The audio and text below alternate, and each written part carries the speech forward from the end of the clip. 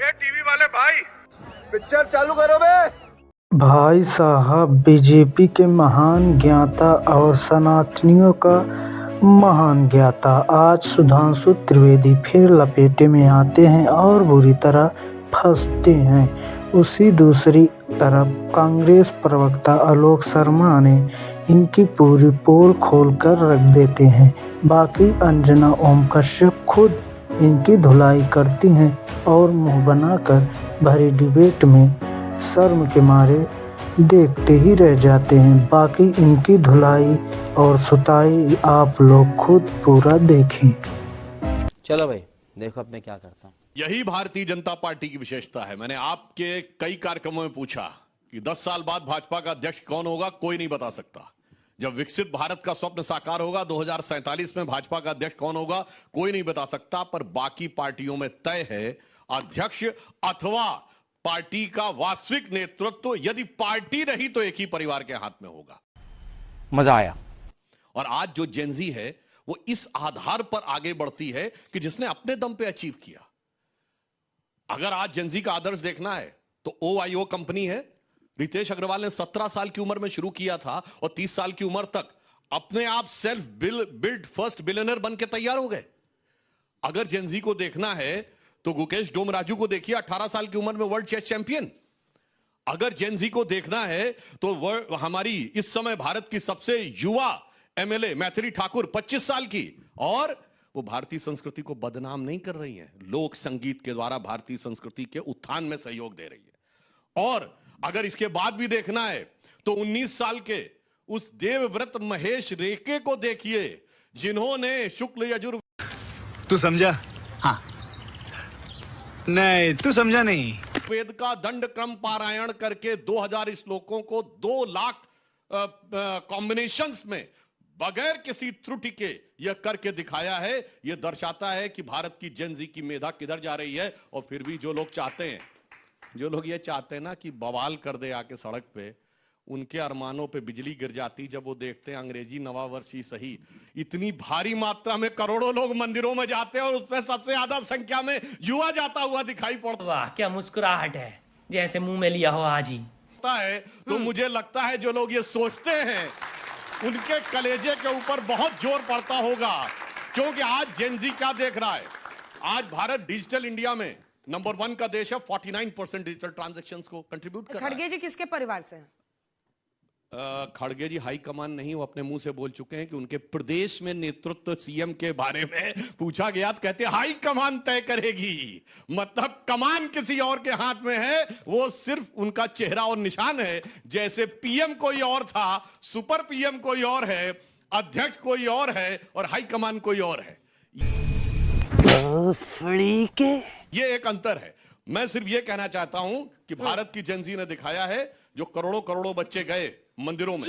आज अगर आप देखें पिछले 1.5-2 साल में क्लब भजन और मॉडर्न कीर्तन के ऊपर भजन गूगल जैमिंग में, कहते हैं उसको, भजन जैमिंग। हाँ, अब जो क्या हो गूगल रहा है? पे सर्च हुई है 400 to 600 टाइम्स, यानी 4 से 6 गुना बढ़ी है। कौन है ये लोग? कहां से आते हैं ये? हाँ। इसलिए मैं कहना चाहता हूं, आज प्रधानमंत्री जी ने जो संदेश दिया है अयोध्या से लेकर सोमनाथ तक, तो मैं एक पंक्ति में कहना चाहूंगा, जेनजी के युवाओं जागो, पुनः नया युग आया है। जेनजी के युवाओं जागो, पुनः नया युग आया है। भारत मां की शक्ति जगी है, धर्म ध्वजा लहराया है। चलिए जवाब दीजिए आलोक शर्मा जी। 45 वर्ष में उनको बना रहे हैं और अभी 5 राज्यों में चुनाव है। वैसे मैं एक चीज और 2 clear राज्य कर इनको दूं। बीच में ना बोल। एक लाइन और अपनी पार्टी पे क्लियर कर दूं। हमारे यहां युवा वर्ग में जल्दी हमारे यहां अध्यक्ष बनते हैं। अमित शाह जी जब अध्यक्ष बने ही वॉज 49। जब नितिन गडकरी जी अध्यक्ष बने ही वॉज 51। जब राजनाथ सिंह जी अध्यक्ष बने ही वॉज 54। और जब अटल बिहारी वाजपेयी जी अध्यक्ष बने थे ही वॉज 42। तो ऐसा नहीं कि कोई भारतीय जनता पार्टी ने कोई बड़ा आश्चर्यजनक काम कर दिया है। चलिए आलोक शर्मा जी, अब आप मोर्चा संभालिए और बताइए कि क्या अभी 5 राज्यों में चुनाव है। एक अगर असम छोड़ दे और पुडुचेरी, तो हालांकि आप स्टालिन के साथ हैं, वहां पर ममता बनर्जी हैं। डिफेंडर के तौर पर आप किस तरह से देख रहे हैं? नितिन अबिन के नेतृत्व में वो कह रहे हैं कि एकदम नई बयार चल गई है, नया युग आ गया है। जब देश के प्रधानमंत्री राजीव गांधी बने थे तो केवल 42 साल के थे और उन्होंने युवाओं के लिए बहुत काम किया। और अच्छी बात है अगर आपने बता दिया। वो कंप्यूटर युग लेकर आए, टेक्नोलॉजी लेकर आए, युवाओं के लिए रोजगार के नए नए रास्ते खोले। युवा बनने से युवाओं के लिए क्या होता है, विषय ये है। विषय ये नहीं है कि कोई बुजुर्ग है तो वो युवाओं के लिए नहीं कर सकता। क्या इसका मतलब मोदी जी ने कुछ नहीं किया? वैसे तो नहीं किया उन्होंने। मुद्दे की बात यह है, हाँ, अगर आप कह रहे हैं कि केवल युवा ही कर सकता है तो आप खुद स्वीकार कर रहे हैं उसको। दुर्भाग्य यह है कि परंपरागत परिवारवाद से एक व्यक्ति आया, नड्डा जी को 5-6 साल हो गए थे, उनको बदलना था। आरएसएस और बीजेपी की टसल थी, एक पर्ची वाले कार्यकारी अध्यक्ष बना दिए गए। हमसे पूछते हैं चुनाव कब होगा, डेमोक्रेसी कब होगी, नड्डा जी के खिलाफ कौन चुनाव लड़ा था, नहीं बताएंगे। अमित शाह जी के खिलाफ कौन चुनाव लड़ा था, नहीं बताएंगे। पर्ची से नितिन नवीन को बना दिया।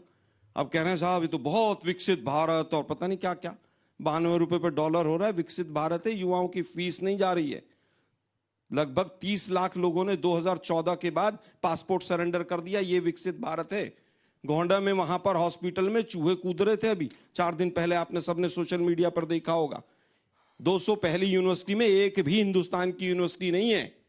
तालियां बजाने से कुछ नहीं होता है। बात तो सही है। केवल आप मुझे बताइए, दिल्ली पॉल्यूशन के ऊपर सुप्रीम कोर्ट ने इतनी लताड़ लगाई है पिछले 2 महीने के अंदर, देश के प्रधानमंत्री और नितिन नवीन का कोई एक ट्वीट आया हो तो मुझे बता दीजिएगा। विकसित भारत यह है कि किस तरह से हथकड़ियां और बेड़ियां लगकर अमेरिका से हमारे तमाम जो नागरिक हैं वो आए हैं, उसमें ज्यादातर युवा थे।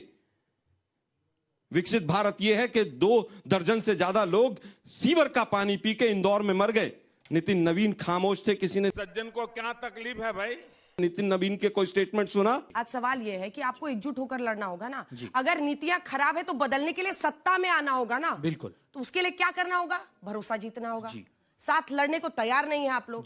13 सीटों के ललक में ये आपसे अलग होकर चुनाव लड़े, इसका जवाब वो देंगे नहीं कि खोखला कौन हो रहा है।